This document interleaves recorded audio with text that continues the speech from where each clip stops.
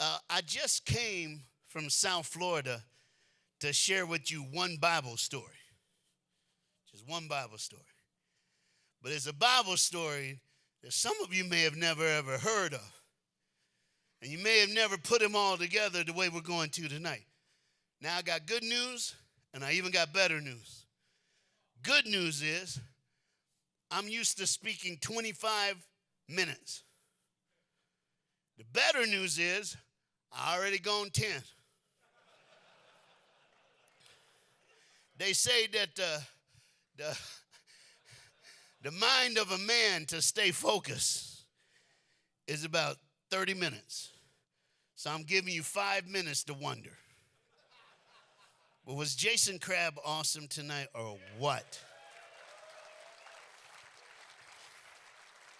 Y'all do know he black, right? You know he black. He just white chocolate. That's what it is. When I was a kid growing up, everybody's like on the whole racism thing. My mama taught me. Mama came in and said, baby, listen. Everybody chocolate. You like white chocolate, milk chocolate, dark chocolate, but baby, all chocolate good. Just go out and love the world. That's the way it is. That's the way it is. Somebody say, I'm keeping mine. I was 6 years old, first grade, when I walked in the classroom, and my name was on the chalkboard. Y'all know, you little kids, y'all know what chalkboard is. Don't worry about it. It's like looking up somebody's number in a phone book. You ain't got a clue what that is either. If you got a quarter, you can use a payphone. Y'all don't even know what everybody. Y'all live in a whole different world. My son looked at me and said, Google it. I said, shut up.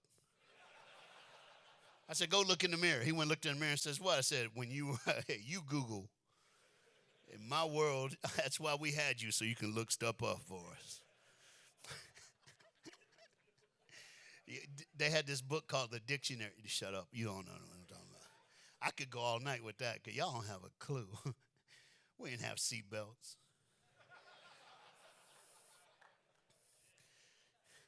And now the dashboard plastic. Back in the day, anybody know what I'm talking about? Let's just go on. All right. So now I walked in, and it was everybody's name, but mine first. So I look at the teacher, said, excuse me, why my name up there? And she said, tomorrow's parent-teacher conference.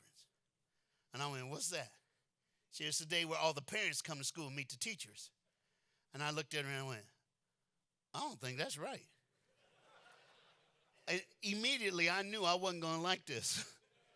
And I didn't say nothing. I went home, didn't say nothing. Mom and dad didn't say nothing. Ate dinner. I went to bed, got up next day, went to school.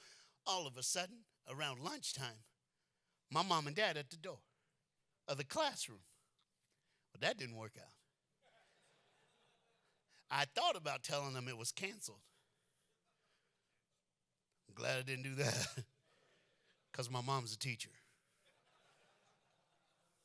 So the teacher said, everybody go to the playground, have fun. When your parents show up, line up at the door, and we're going to talk for 5 minutes. Reggie's parents are here, so everybody go. So teacher talked for 5 minutes. When we got done, I walk outside, and I noticed something. All my friends' parents are young, but my parents are like old. And I'm thinking to myself, why they old? But I didn't say nothing. It's not the right time. Look at me, little brother. There's always the right time and the wrong time. You'll figure that out. So I waited till we got in the car. I'm in the back seat, they're in the front seat. We're going home. So I yelled to the front seat, hey, why y'all old? Wrong time. When we got home, my dad said, we got to talk. So they put me at the kitchen table to have a talk. Anybody ever been to the kitchen table to have a talk? If you haven't, don't go. Look at me, little brother. If you don't smell food, run, all right? Right time, all right? We sit down, my dad started. My dad said, son, there's a plan for your life. I said, yes, sir. My mom looked at me and said my favorite word. She said, baby. I like that. Whenever mama said baby, my darkest night had a light. My cloudiest day had sunshine. No matter what I was going through, I'm going to make it because mama said baby. She said, baby, I'm sorry. And my mama started crying. My mama cried so hard that my dad moved chairs and held my mom for 10 minutes. Finally, when she calmed down, my dad said, tell him now. And when my mom spoke, it changed my whole life. My mom said, baby, I'm sorry. I'm old because I'm not your mom. And my dad said, I'm not your father. He said, you're in a program called foster care. He said, you have a brother. His name's Keith. You have two sisters, Anna and Jeanette. Your mom kept your brother. Your mom kept both your sisters, but your mama said that you were a mistake, and she hated the day that you were born. I'm sorry. And my mom goes, are you all right? I said, I'm fine, Mom. I'm fine. I'm just tired. I got to go to school tomorrow. I just want to go to bed.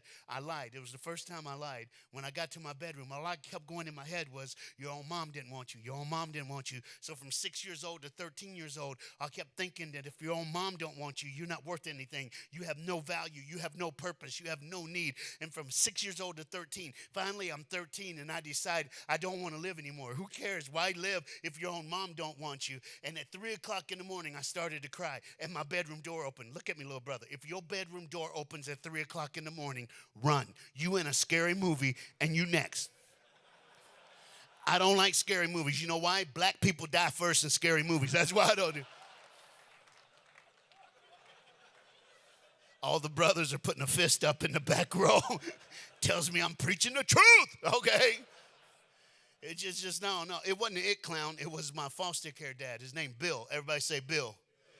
Bill walked in my room 3 o'clock in the morning, said, I heard you cry. I said, how could you hear me cry? Your room's on the other end of the house. He said, oh, son, every day you hug your mom, but for the past 3 days you haven't. Every day we laugh, we talk, but for the past 3 days you've said nothing, and you've been so sad. So I decided 2 nights ago I would want it to be close, just in case you needed a friend. So for the past 2 nights I slept by your door. And this morning I heard you cry. What's wrong? All I said was, I don't know what to do. And he said, I'll never call you Reggie. I'll always call you son, and I'll love you to the day I die. And he did. He did. You see, I just thought you should know who's talking to you. I'm not your normal preacher. I don't like that. I'm a little different. I look at things different. I bring things different. And I think that world needs different every now and then. But the one thing you're going to know is this. Somebody slept by my door. And for some reason, Jesus has been sleeping by your door. There was a woman who went to the well in John chapter 4 just to get water. She did it at noon. Who gets water in a desert city at noon? The only person goes get water at noon in a desert city is somebody who don't want to be seen by anybody else. And when she got there, there was one dude at the well, and there was a guy named Jesus. And she didn't even know who Jesus was. She just could tell he was a Jew, and she was a Samaritan. If you look what's in parentheses, it says, Jews do not associate with Samaritans. And Jesus looks at her and says, hey, how you doing? Can you give me a drink of water, please? And it shocked her because they don't even talk to each other. They hate each other so much. And she goes, why are you asking me for water? And Jesus goes, well, I have water that you'll never thirst again. Why don't you go get your husband? I'll tell you about it. And the only reason he did that is because this woman knew who she was.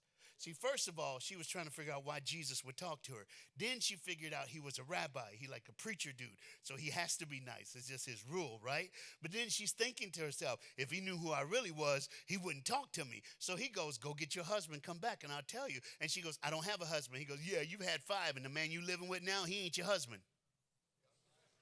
So Jesus dropped on this woman exactly what she hoped he would never know. And he still talked to her. So if Jesus knew everything about this woman, then he knows everything about me.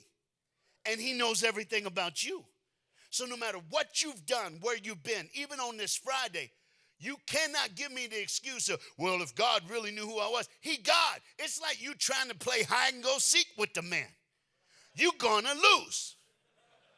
Just come to grips before I do anything else. He knows you. He made you. He created you. He brought you to this church on this night for this man's event for a reason.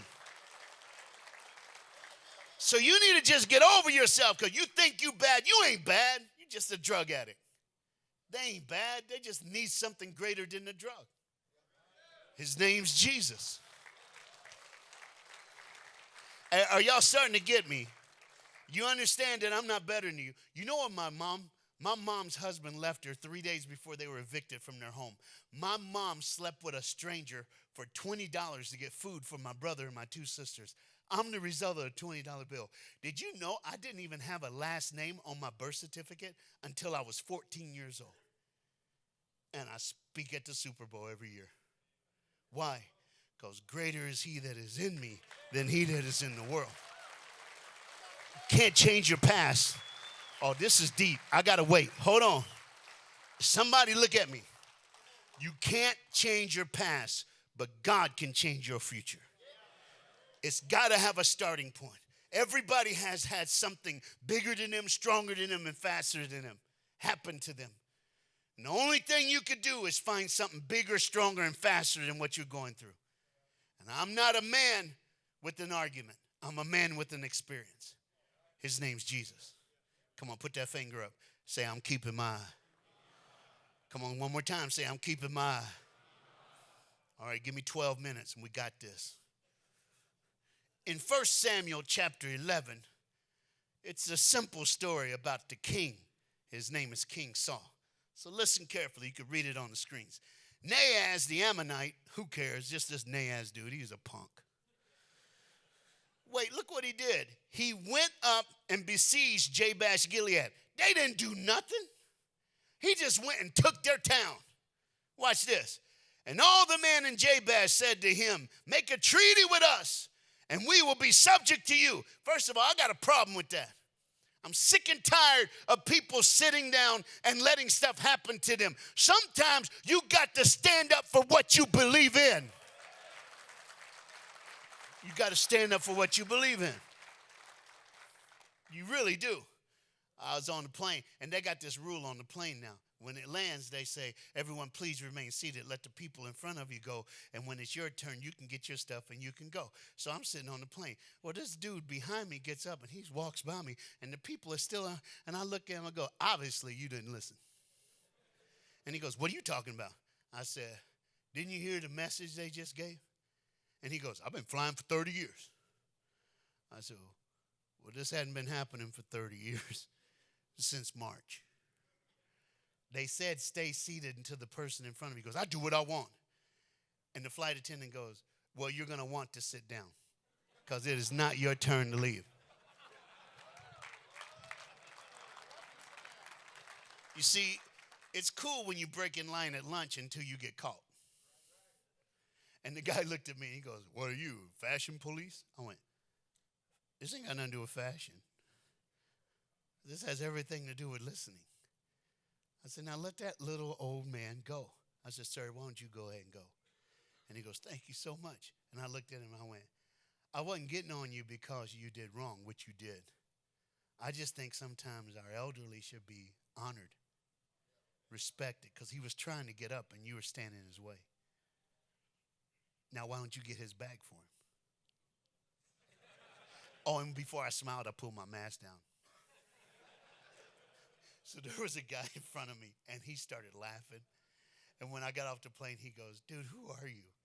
He said, you just own that dude. And I went, I just think people should have respect, honor.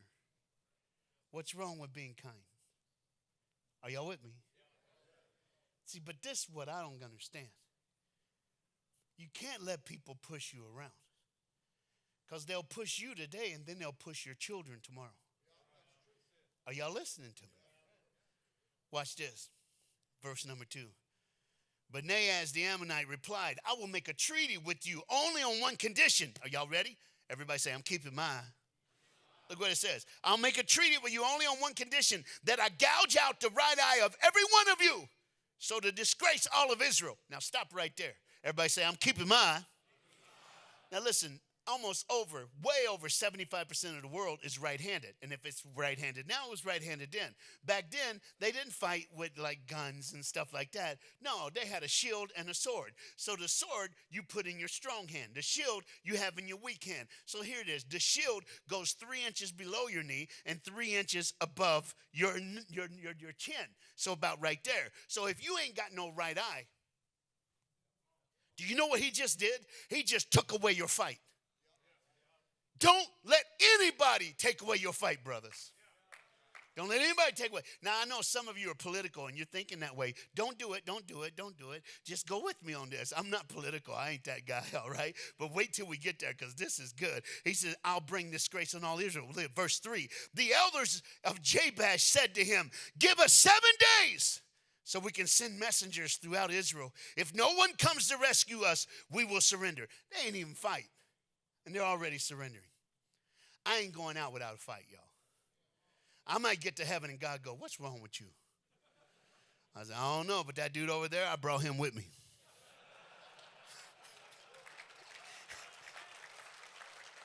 Some of y'all don't like it, but I'm just saying, you can take the brother out of the hood. Let's just go on, all right?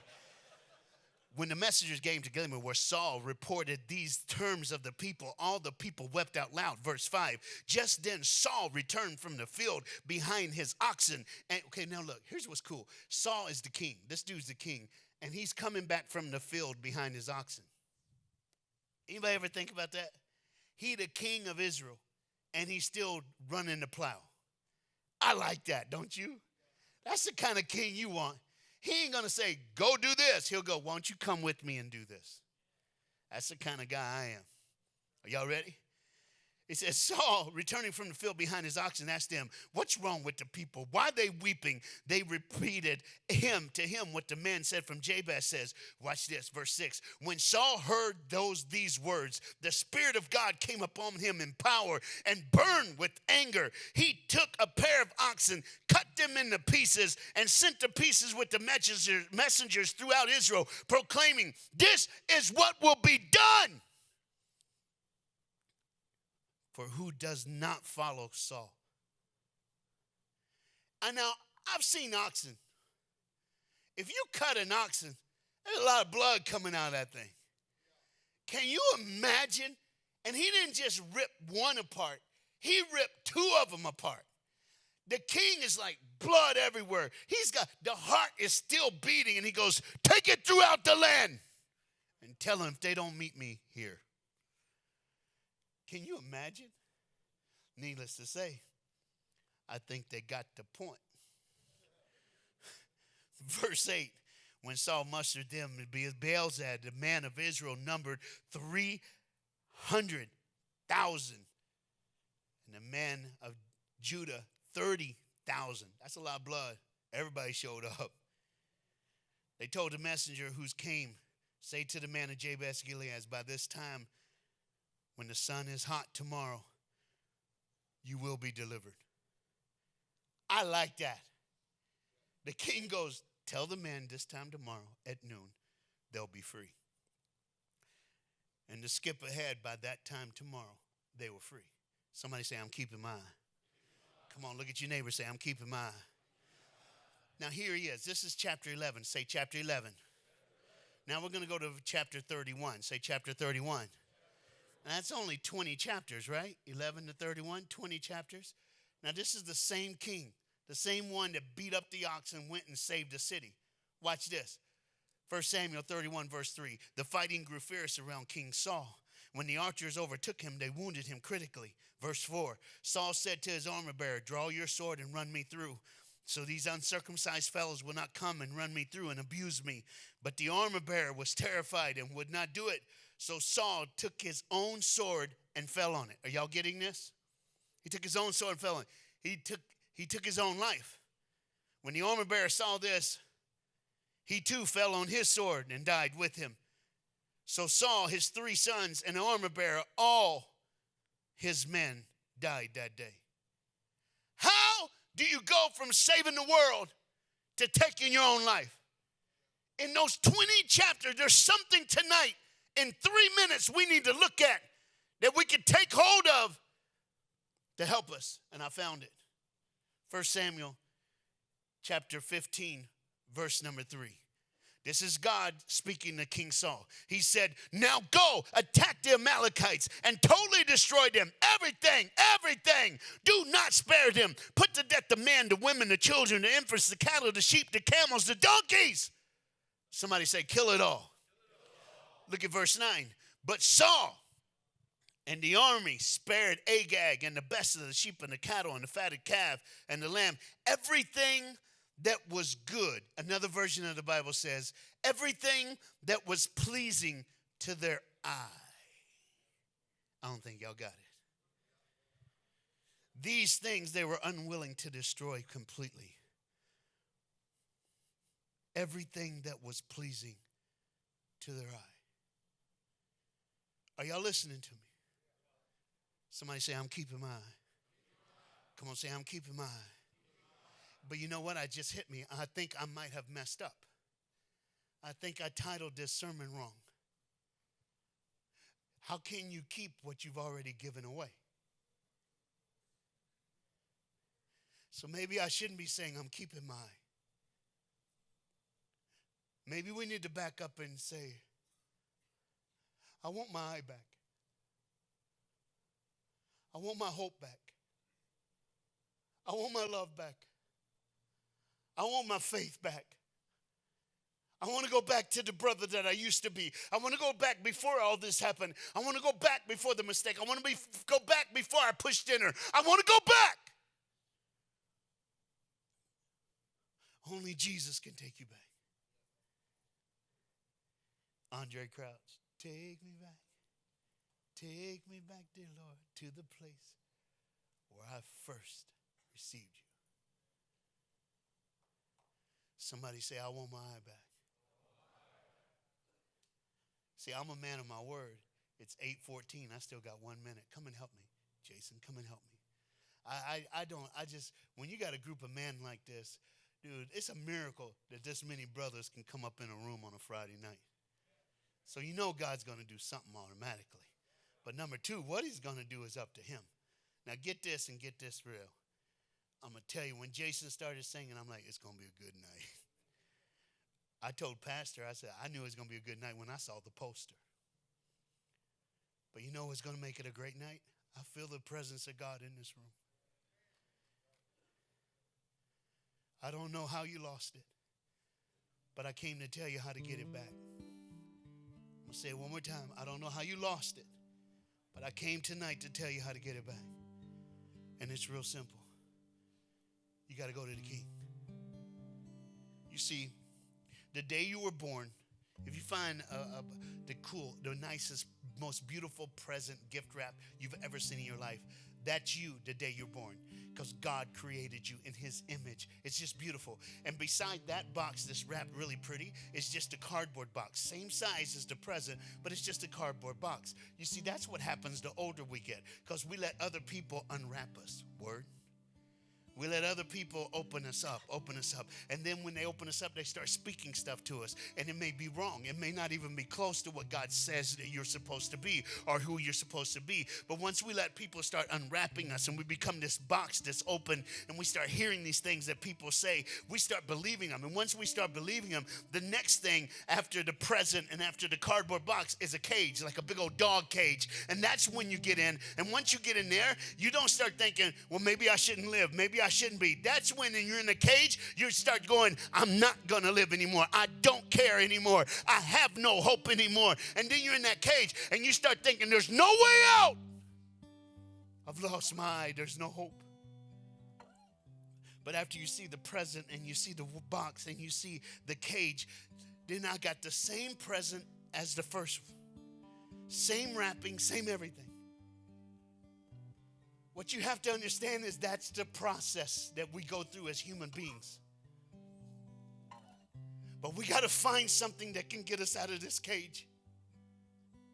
Something that can get us back to what we're supposed to be.